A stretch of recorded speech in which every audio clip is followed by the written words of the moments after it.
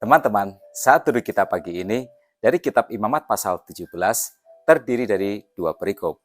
Yang pertama tentang pentingnya bait Allah dan yang kedua larangan makan darah. Nah, kita akan membahas keduanya.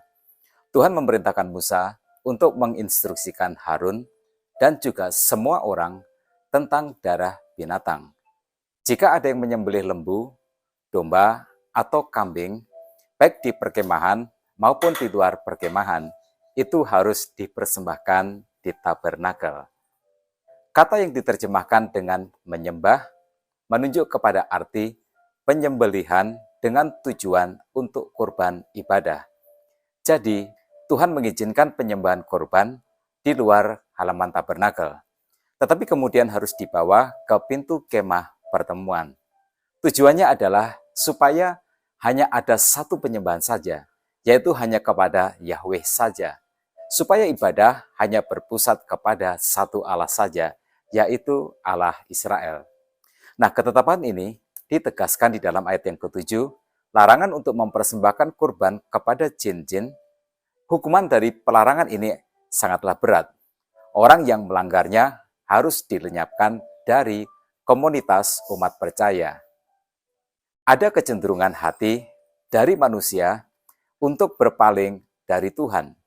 Baik itu karena pengaruh agama dan juga budaya kafir. Juga karena penyembahan berhala memberi jalan yang mudah. Tidak menuntut kekudusan, tidak menuntut pertobatan. Manusia yang berdosa lebih cenderung untuk mengambil jalan pintas, jalan tanpa ketaatan, jalan yang paling mudah. Nah, mentalitas seperti inilah adalah mentalitas seperti virus. Jika tidak dicegah, maka dengan amat mudah menyebar dan menjangkiti umat yang percaya. Tuhan ingin menjaga kemurnian iman dari umatnya. Dan jika kita umat perjanjian baru menerima pesan yang sama ini, maka ibadah penyembahan kita harus berpusat kepada satu saja, yaitu salib Kristus. Hanya saliblah yang mendamaikan manusia dengan Allah. Hanya saliblah yang menebus hukuman dosa manusia. Hanya saliblah manusia dapat diselamatkan. Gereja perjanjian baru harus disiplin menjaga kemurnian iman ini. Karena itu, yuk teman-teman, terutama bagi mereka yang suka beriklan, iklankan salib Kristus yang menyelamatkan. Iklankan salib Kristus sebagai jalan untuk menjadikan kita serupa dengan Kristus. Iklankan salib sebagai jalan yang dipilih Tuhan untuk menjadikan setiap orang berkenan di hadapan Tuhan. Hentikan mengiklankan kesembuhan, hentikan mengiklankan kekayaan seperti yang diiklankan oleh para dukun dan juga penyembah berhala. Tawarkanlah iman yang murni, percayalah bahwa jika umat mencari dahulu kerajaan Allah dan kebenarannya, maka semua yang diinginkan banyak orang itu akan ditambahkan Tuhan. Kemudian di ayat 10 sampai dengan 16, Tuhan melarang makan darah. Alasannya adalah karena apa yang dilambangkan oleh darah itu.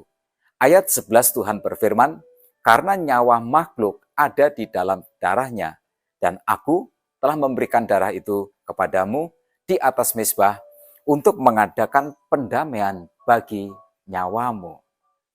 Semua daging diciptakan oleh Tuhan dari tanah, dan tindakan mengalirkan darah ke tanah, kemudian menutupinya, melambangkan kembalinya kehidupan itu kepada Tuhan yang pertama kali memberikannya. Memakan darah berarti mengambil dari Allah apa yang menjadi hak Allah. Tetapi tidak hanya itu saja. Ini adalah alasan yang sangat penting. Darah adalah harga yang ditetapkan Allah untuk menutupi dosa manusia dari murka Allah. Darah adalah sarana penebusan dosa. Jadi memakan darah adalah tindakan meremehkan sarana yang diberikan Allah untuk menebus dosa manusia. Memakan darah adalah mengambil posisi di hadapan Tuhan. Inilah yang menjadi dasar dari pelarangan memakan darah. Bukankah dengan darah itu juga Tuhan Yesus menebus dosa manusia? Seperti yang dikatakan di dalam Ibrani pasal 9 ayat 22, dan tanpa penumpahan darah tidak ada pengampunan. Oleh darah Yesus, orang percaya disucikan, seperti yang dikatakan di dalam 1 Yohanes pasal 1 ayat yang ke-7, dan darah Yesus, anaknya itu, menyucikan kita daripada segala dosa.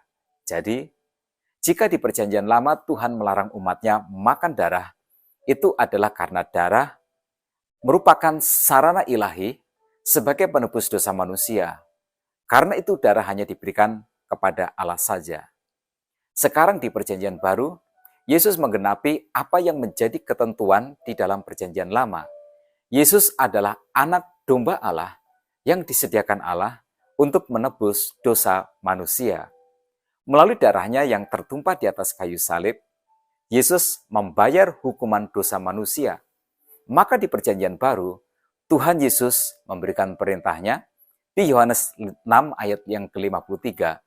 Aku berkata kepadamu, sesungguhnya jikalau kamu tidak makan daging anak manusia dan minum darahnya, kamu tidak mempunyai hidup di dalam dirimu.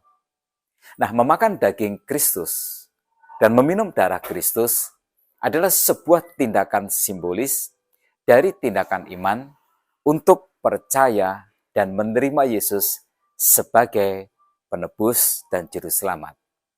Peraturan dalam Imamat pasal 17 ini sudah digenapi di dalam Kristus Yesus. Maka sekarang, ketika kita mengangkat roti yang melambangkan tubuh Yesus dan anggur yang melambangkan darah Yesus, lalu memakan dan meminumnya, tindakan dalam perjamuan Tuhan ini adalah kesaksian dan sekaligus perayaan kita bahwa oleh darah anak domba Allah, Yesus Kristus kita sudah diselamatkan. Nah, tetap semangat dalam kehidupan. Tuhan Yesus memberkati kita semua.